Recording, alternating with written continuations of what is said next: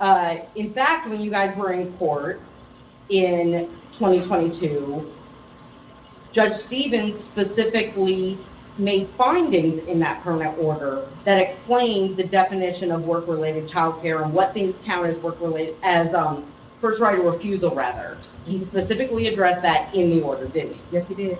And in his, in that finding, which I think is finding of fact 15, he specifically explained and identified that right of first refusal doesn't apply when somebody is utilizing what we generally consider work-related childcare.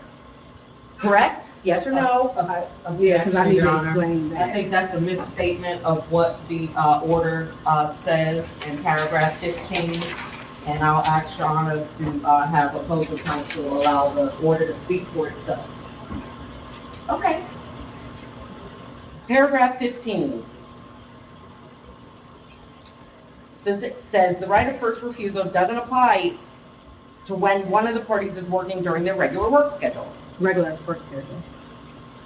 And regular work schedule could be whatever an employer assigns to the employee, correct? No, his regular work schedule was 8 to 4. That's what he testified to. The regular work schedule, if you also look at the paragraph 13 or 15 of that same findings of fact, the regular work schedule is 8 to 4. Anything beyond 8 to 4 is not a regular work schedule, that's overtime. But that's the regular work schedule on the day of the hearing, right? I'm sorry? That was the day, what the work schedule was the day he testified when you guys were in court in January of 24, correct? Your Honor, I'm going to object to this line of questioning because she appears to be asking a witness to speak to the credibility of what Mr. Holt testified to in,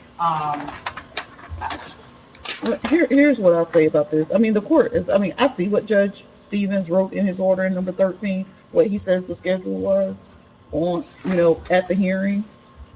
I also see the schedules as of, I think it was later that within a couple months of that year and what it was up until 2024.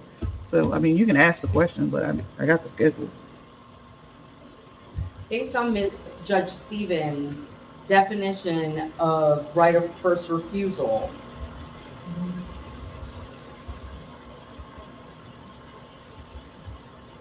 I'm going to withdraw it. Yeah. Nothing. Well, I can let her know if she can say something or not. This I run my courtroom, but let her ask your next question. Oh, I wasn't speaking with you. I couldn't hear it. Next question. This court order, the permanent order, doesn't require either of you to notify the other one regarding what work-related childcare either of you is utilizing, does it? I'm sorry, I'm not understanding what you're saying.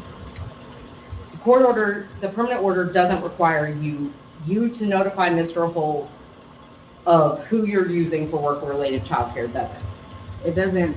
It doesn't ask us to, so you're asking me a question that that's not my concern here today. You're asking me about who he's using for work-related childcare. The substantial change comes from him working overnight. That's a substantial change. Your Honor, that's I'm going supposed to be- object. She didn't answer my question. My question was asking her whether the order requires her to tell Mr. Holt who she utilizes for work-related That wasn't your childcare. question, but that was not your question. Your question was, does the order, you didn't ask that question. You said, was it, does the order require regarding work-related childcare? What you just said was, does it require her to, so. My initial question asked it jointly, then I amended it and specifically said, does it require her to notify, that I said it doesn't require her to tell him who she uses for work-related childcare. Okay, No. either, I didn't hear that question or the rephrase, that's not what I heard, but she just answered no, so. So it's not, if the order doesn't require Mr. Holt to tell you when he's ordering, when he is making work-related childcare arrangements, if that's not required in this order, it wouldn't be a violation if he doesn't do it. Your Honor, I think she's making an argument about what a violation is or what a violation is not. I believe Your Honor sits in that position to make a determination with respect to what a violation is or what a violation is not. And then she's also using work-related childcare, and I'm not really sure, I think Right, I mean, foundation is lacking with respect to work-related childcare. Like, she hasn't established that the witness even has a comprehension I'll of withdraw what my she's. question. yeah, I mean, you can rephrase the question, or you can rephrase the question. Mr. Holt's mom testified to the fact that she provides childcare when Mr. Holt is working. Yes or no? Yes. Nothing in the order required Mr. Holt to tell you about that, did it? No.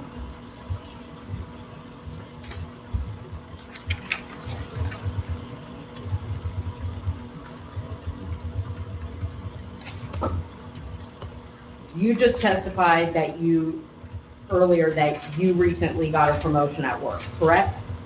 I got a raise, not a promotion. You understand that people's work schedules can fluctuate, right? I'm gonna answer your question, but then I wanna. You can explain, you Yes, I can, wanna- yes or I no, wanna but you answer your have to question and answer the question. explain.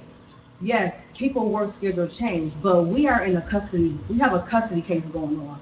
Our custody case, we have an order. It specifically tells us we testified to something, we was awarded custody off of that testimony. The testimony was 8-4.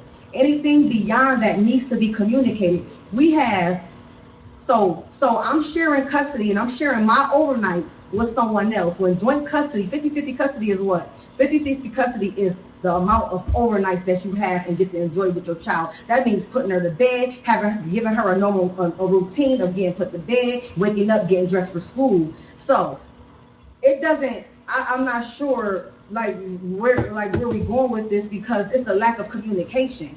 If your work schedule changed, then you're supposed to communicate that and say, hey, my work schedule changed to overnights. My mom is going to be the one that's going to be taking care of her later. You don't know what my response would have been. My response could have been, okay. Or my response could have been like, oh, I'll take her tonight.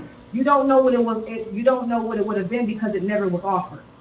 So if we getting 182 overnights a year and you're working 70 of them, that's not joint custody.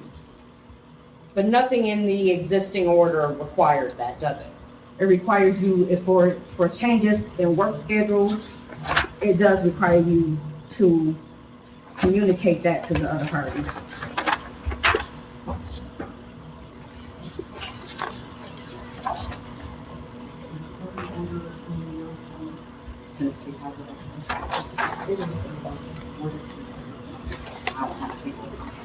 Number one. If you turn to tab 1 in the binder that's in front of you.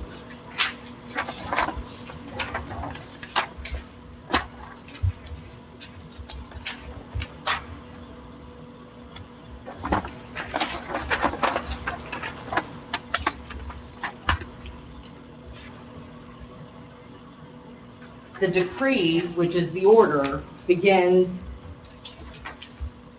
with now therefore based on the foregoing findings of fact. Can you turn to the page that has that up at the top?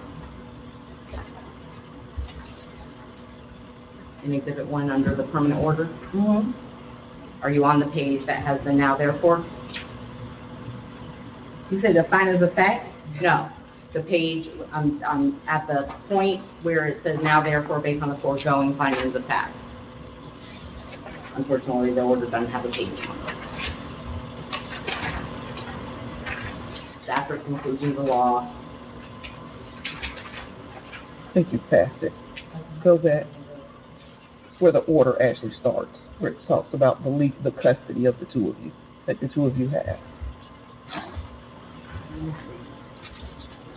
Next page. Keep going. Keep going. What does that say? Conclusions Conclusion of of law? law? Next page.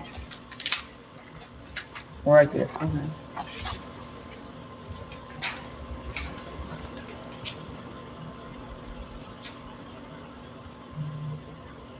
There's nothing on this paragraph doesn't include any provision requiring notification about changes in the work schedule on that page, does it? It does. It doesn't specifically say it. It says the parties shall have joint legal custody of the minor child. The parties shall communicate with the one another regarding all major decisions concerning the minor child's health and well-being, but not limited to her education and major medical, mental health, and dental health. The parties shall strive to reach a mutual agreement on these decisions. Day-to-day decisions or of lesser import shall be made by the party having physical custody of the minor child at the time the need of decision arises. A major decision is giving up all of your overnights to go to work. That's a major decision. But it doesn't specifically say here that either of you have to notify the other if your work schedule changes from what you testified to in court. It says the parties shall communicate with one another regarding all major decisions. A major decision was giving up the overnights. And you understand major decisions is talking about like where Alea goes to school, right? But that's what's meant by major decisions that are supposed to be It just say her discussed, correct? It say her well-being. So it doesn't specifically say, but it say her health and her well-being. Staying at somebody's house or staying somewhere where I don't know where she at, that is affecting her overall well-being. So that's how I take it as. It's her well-being. I don't know where Leia's at. I don't know where she's at, where she's staying with. I don't know. So her overall well-being is being at risk, because I don't know what's going on with her. You understand that decisions about Alea are that legal custody is talking about major decisions like medical care, religion, education, making a decision about whether to get a COVID vaccine or not, etc. Okay, you said To give that to Alea, right? It's not something to read. I'm just asking you. You understand that is the type of decision that If that's the definition that you're telling me it is, then I'll agree with it. and that's the provision you think means that each of you is required to notify the other about any change in your work schedule. I mean, Is that what you're testifying? I'm reading the conclusions of law, and I'm educated, and I can see the conclusions of law from what you're telling me when you're pointing out the joint custody. I'm looking at the conclusion of law, and it's like clearly telling me what it is. But we're talking about the decree. The decree is You're- the okay. order that, hang on, let me finish. The decree is the order, is what the order is. That's what tells the two of you what you have to do. Not the conclusions of law. So the conclusions of law, and I guess this is the decree, I guess, that you're saying about the joint legal custody that I guess I'm reading is about the legal custody. But that's not being exercised as well. That's why we have a motion to contempt on, Right. that we're coming back for, because that's not being followed either. Right. But that isn't saying either of you have to tell the other one when your work schedule changes. If that's Does the it? question Yes you're or no? asking me, then no. And it does say there that that y'all are supposed to talk to each other and discuss major decisions regarding the minor child before making those decisions, doesn't it? Are we still on legal custody? Yeah, we're But you defined to me that legal custody was only medical decisions and stuff like that. So I don't know what major decision are you talking about? the language of this paragraph says the parties shall communicate with one another regarding all major decisions concerning the minor child's health and well-being, including but not limited to education, major medical, mental health, and dental health, right? That's what it says there. Mm-hmm. Yes. And then day-to-day decisions of lesser import shall be made by the party having physical custody of the minor child at the time the need for the decision arises. Correct. Would you agree that a major decision might include extracurricular activities? I'm sorry. I'm not understanding you, because when I just tried to explain myself that a major decision was about the work schedule, you told me that that's not included in this decree. You told me it's only about the legal custody. Do So you the think, extracurricular activities was actually not in that either. okay, do you think the two of you should discuss any activity, extracurricular, anything that the two of you should discuss enrolling Alea in those activities before doing it? I mean, I enrolled Alea into an activity that she asked me to enroll her in. And when I enrolled her, I did communicate that to Mr. Holt. After the fact, right? When I enrolled her, and I also communicated to him that if he wanted to enroll her in any activity, then go ahead and do the same thing. It's not, we gotta put our needs, we gotta put a child needs before our own needs. And because, so you're saying to me that I should have communicated to him that that's what she wanted to do. I did not communicate that's what she wanted to do. What I did do was communicate to him that she's been enrolled in it. So whether I communicated it to him beforehand or when it was actually registered, it's kind of still the same thing because his answer still would have been the same.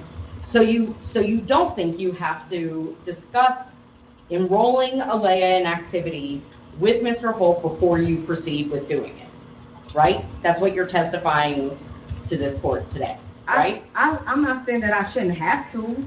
I'm not saying I shouldn't have to. I could have. I'm not saying I shouldn't have. We shouldn't have to. I'm saying that I made a decision of what my daughter wanted. I made a decision of she kept asking me for it. She kept asking me for it. I told him that I told him that I enrolled her in Girl Scouts. But when gymnastics came, I did tell him that I want to enroll her in that as well. So I didn't just enroll her in these extracurricular activities. Yeah, maybe Girl Scouts, but gymnastics he knew ahead of time. And also he knew about summer camp. He knew about these things ahead of time. So you acknowledge that you enrolled her in Girl Scouts without discussing it with him first, right? Yes. And based on the message that you guys exchanged, it impacted his custodial time multiple occasions, didn't it? Impacting his custodial time, I'm not understanding that. The Girl Scouts was like the second and fourth Saturdays, which were during his custodial weekends, wasn't it? So some of them was his weekend, some of them was my weekend. So I didn't, when I enrolled her into this activity, I didn't look at the calendar and say what days is going to be what days. I just enrolled her in something that she wanted to do. I didn't look at a calendar. Without discussing that with him first, right? Without discussing the Girl Scouts? No, I didn't initially discuss that. I just told him I enrolled her in Girl Scouts. And you enrolled her in gymnastics before he had indicated that he was let me withdraw and rephrase. The gymnastics class impacted his custodial time as well, didn't it? I'm not sure if it impacted him. I let him know about the gymnastics beforehand. And the Before they enrolled. the gymnastics class was on Tuesdays. On Tuesdays.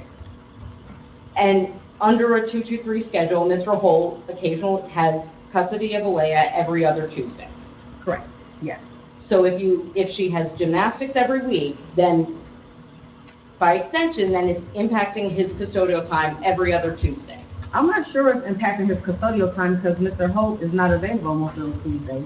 But under the order, Mr. Holt is entitled to have custody of Alea from 8 a.m. on Monday on those weeks that he has Monday and Tuesday overnight. His custodial time per the order is 8 a.m. on Monday until 8 a.m. Wednesday, correct? Correct. Yes. So regardless of whether he's got childcare, regardless of any of that, Okay. during his 2-day overnights, you enrolled her in a gymnastics class that is during his custodial time every other week. Yes? I'm going to answer and then explain.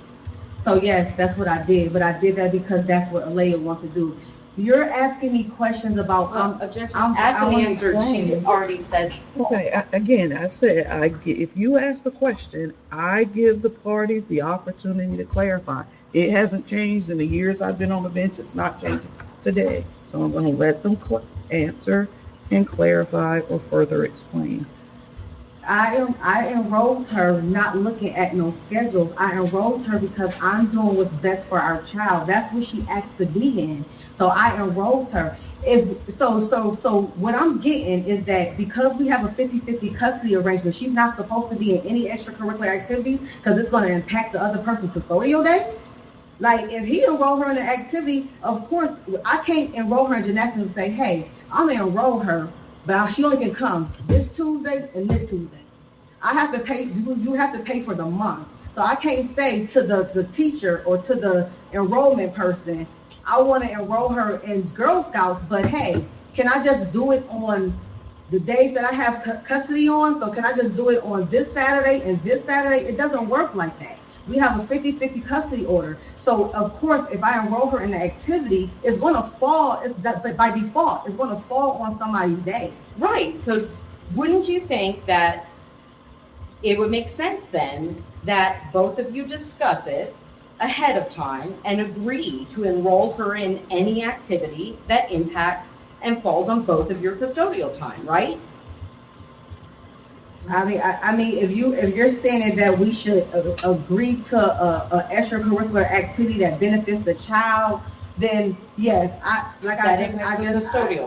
but it doesn't impact his custodial time because he's not even having her. So you would have zero issue if he just enrolled her in all sorts of activities. Zero issue, ma'am. That impacted your need to drive, even if it's 45 minutes away from you. Zero. Even if it takes up all your weekends and you travel occasionally, right? I travel sometimes, but I would not have a problem with. I sent him the message and said, I said, if you want to enroll her in an activity, go ahead and enroll her, and the same thing applied for me. So if it did impact my custodial day, he could come pick her up and take him himself, just like I offered him the same thing. If it impacted his time or impacted his driving, I offered to drive to pick her up and drop her off. So it's not impacting anyone. Like I said, we gotta do what's best for the child at the end of the day. So we gotta do what's best for the child. Like could I have said something to him beforehand?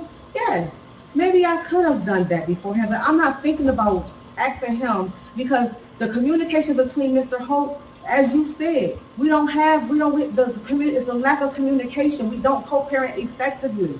So trying to tell him about an extracurricular activity, he's going to automatically refuse anyway, that he's been doing previously to the summer camps, to everything that I try to bring to his attention. He's been refusing.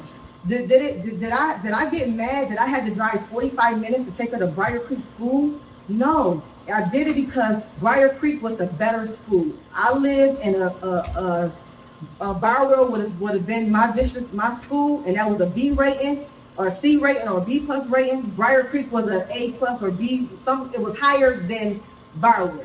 So he enrolled her in Briar Creek Elementary School. I had to drive 45 minutes to the Objection, school. Your Honor, she is now expanded beyond the scope of the question. Next question.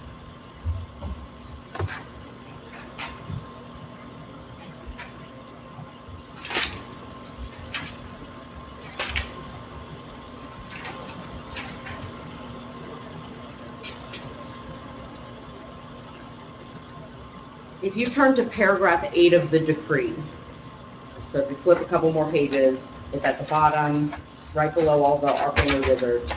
Mhm. Paragraph 8 talks about, if you refresh your recollection of that, it talks about scheduling medical appointments, right? It does. And the order in that context specifically requires a party that schedules a medical appointment. If it conflicts with the other parent's time, it gives that parent the right to cancel or reschedule. A medical appointment. Yes.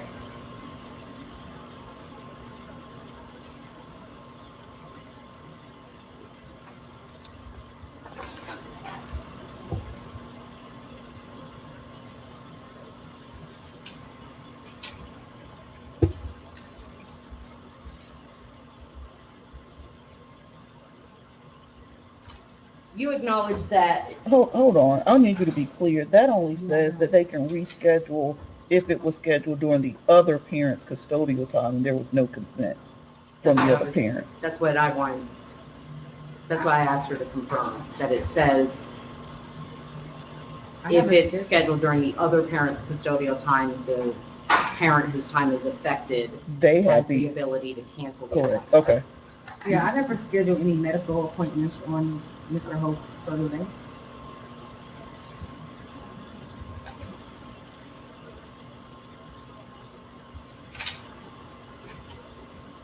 Going back a page, paragraph 3 talks about summer vacation, and then there's no paragraph number, but it talks about exchanges, right?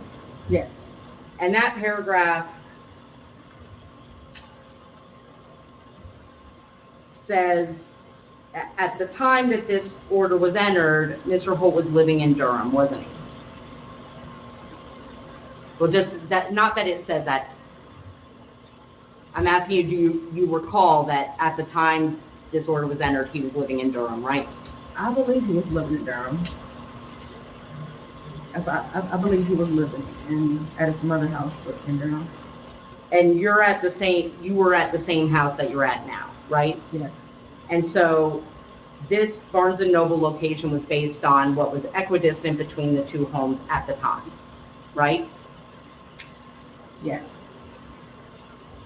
And this paragraph specifically addresses that if either of you move,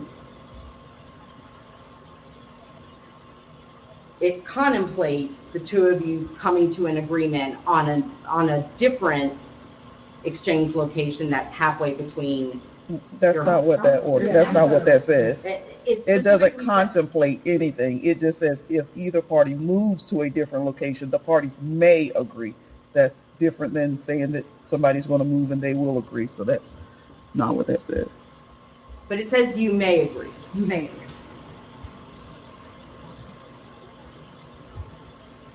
And the idea behind that paragraph is to pick a place halfway between the new residences, right? I assume so. If they agreed. If they agree. If they agreed. Right, if they agree. Would you agree now that 10 minutes away from your home, an exchange location 10 minutes from your home, is more convenient than an exchange point that is 20 minutes or more away from your home? I don't do what's for convenience. I follow the custody order. I'm asking you today because you're asking the court to change the custody order today, right? I am. So would you agree that an exchange that is 10 minutes from your home is more convenient for you than one that is 20 minutes or more away? It would be more suitable if that's what this honorable court decides. And since the order was entered, there have been multiple occasions that the exchange location being in Cary has been an issue. The exchange location in Cary have not been an issue. I guess maybe you can clarify or go deeper into that question because the exchange location has been in Cary since the beginning of this case. Mr. Holt has moved about 3 different times since this case has been going on.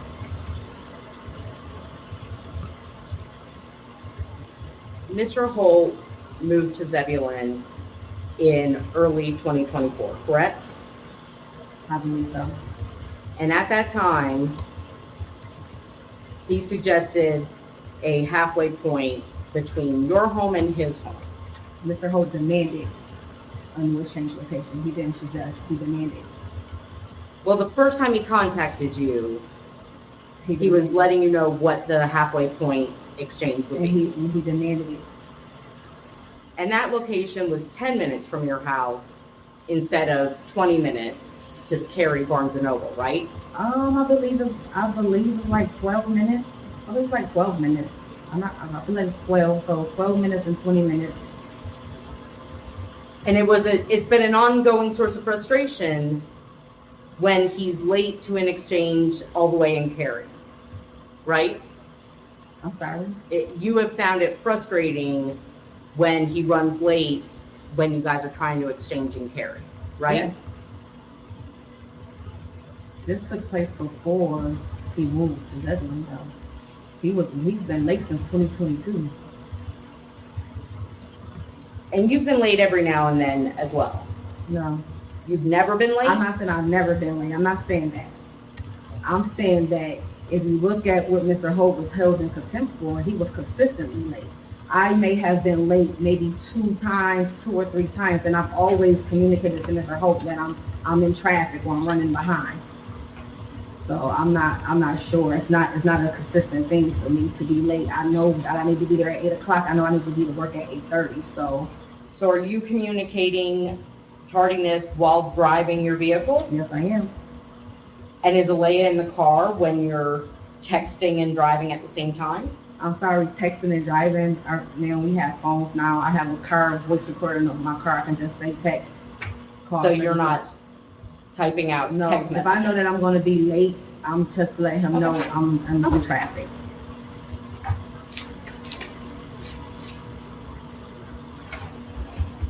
And at some point, you actually agreed to start exchanging at the Wendell location, right? I tried to compromise because that is what effective co-parenting is. I tried to compromise because I did understand that Mr. Holt moved, but Mr. Holt made me uncomfortable with actually going through with that compromise because he started telling me that I was in contempt and I was not complying, and I don't know if I can get the messages, but he started telling me that we'll let the judge decide your errors or your mistakes. And so he started talking like that, and it made me kind of uncomfortable. So I was like, you know what? This is beginning becoming difficult. So we can just leave the exchange location in Cary until the judge orders differently. And I left it like that and said, we're going to leave it the way it is until the judge decides differently and orders differently. And speaking of, you have filed numerous motion to show causes, motions to modify, numerous things that have kept this case pending in litigation, right? Well, I wouldn't say that it kept it pending because we could have had this resolved last year in July. It was to continue because Mr. Holt had another attorney that wanted to continue the case. And during these continuances, Mr. Holt is still not complying with the custody order, so I'm fine. But you had a permanent order, right? Your Honor, if she could be, opposing counsel can be advised to allow Ms. Prather to complete her testimony before she propounds the next question. If it wants can to proceed. come out of her time, No, I mean, I've been doing this long enough. It doesn't, you asked the question, I'm gonna give the parties the opportunity to answer. I don't think there's maybe once that she's gone beyond, but she's answering the question. So next question, or you can proceed with the next question. there was a permanent order already entered, right? Yes, And you're the one who filed the motion to modify, right? correct, yes. And you have filed all the motions to show cause in this case that we're here on today. I filed most of them, yes. And you have filed other motions to show cause such as the one that went in front of Judge Young in July of 2024, yes? Which one? The December 28th, 2023, that was your motion to show cause, right? I mean, I'm filing motions to, Mr. Holt is not, I'm filing these motions, but they're being reviewed by my attorney because I cannot afford to keep paying my attorney all of this money to file these motions for me. So if I can draft them up myself, then yes, because I can't afford it. Mr. Holt is not complying with the order, so I have to keep filing these motions to get the courts to make him comply with the order. And even when the court is making him comply with the order, he's still not complying with the order. So I don't have the money to keep coming into trial and keep filing motions and show causes. So yes, I will file them with the approval of my attorney, and she reviews them. Judge Young entered July of 2024. Her order required that exchanges when school's not in session be at Barnes & Noble and Cary at 8 a.m., correct? Yes. Up until from July 2nd of 2024 until November of 2024. No, that's not completely what she said. She said that Judge Young said that. Hold on, let me see the order, because I want to see what I don't know what it says. I mean, the permanent order clearly says what it says, where the exchanges are. Because I think she's asking for July 2nd. She's not asking about the permanent order. She's asking about. Right, she's asking about the contempt order, I'm assuming. I mean, the civil contempt order, yes. What's the date of that civil contempt order? July 2nd, 2024. Okay. That's fine. I just need to pull it so I can see it as well.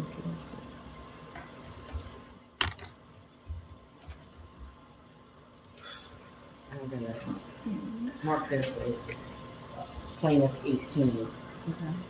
And you see at the top that that's July 2nd, Yeah. and this is the order for civil contempt. Yes. So that was the order that was entered after the show cause hearing from your December show cause, right? Yes. And in this, under the decree, No, it's behind tab number 13. Thank you. okay, great. You can turn to tab 13. Okay.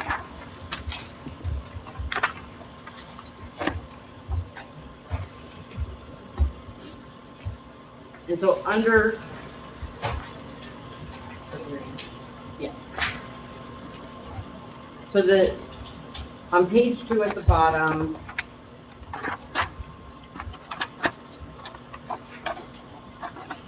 sorry, paragraph 2, page 2, it says contemnor, in that instance, that was plaintiff, may purge contempt by ensuring he's on time for each exchange until November 19, 2024. Do you see that? Yes. Okay. And this was, So what's your question about that? well, I was asking her to verify that the order required him to be at that exchange from July 2nd until November, and she had said no. No, I Well, guess I didn't. Well, so that's not how the purge was so that he doesn't go to jail, that he had to be on time, because it says at the location by 8 a.m. So these purge conditions in my order, civil contempt order, says you're going to be there on time at 8 a.m. because we set a review. And if had he come back and he hadn't been at that location at 9 a.m., Sure. 8 a.m., he'd gone to jail. Sure. So that's not, That's not the I purpose didn't- I'm asking you. okay, I was going to say, I didn't change the order. It was just, those were his purge conditions. Yeah, So it needs that's to be not the clear that purpose that's what for- his purge conditions were. Right. That wasn't the purpose for which I was asking. Well, I'm just saying the question needs to be clear that that was his purge condition for the civil contempt.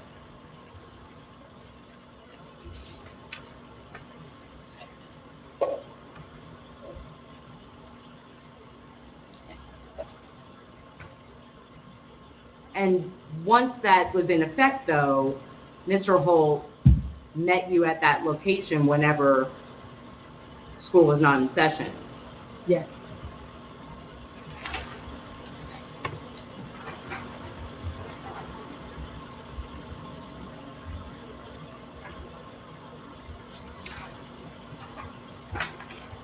You have testified, or your attorney has indicated that there's an order from Judge Young that requires Alea to stay in summer camp.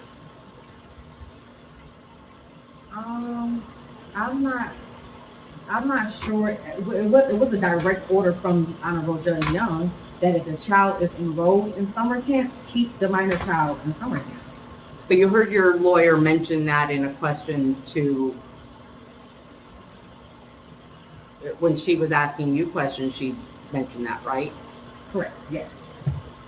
And you actually mentioned that in one of your show causes. I think it's your October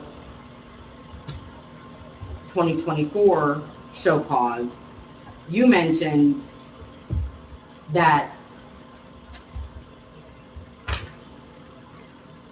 there's an order that requires him to keep Alea in summer camp.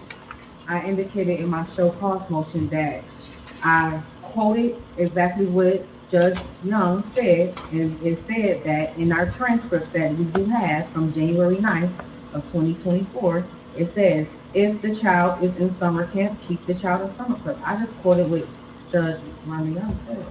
But there is no order that actually says that, is there? It's a direct order from the judge. That's a direct order. The order you think that's coming from, that's from the January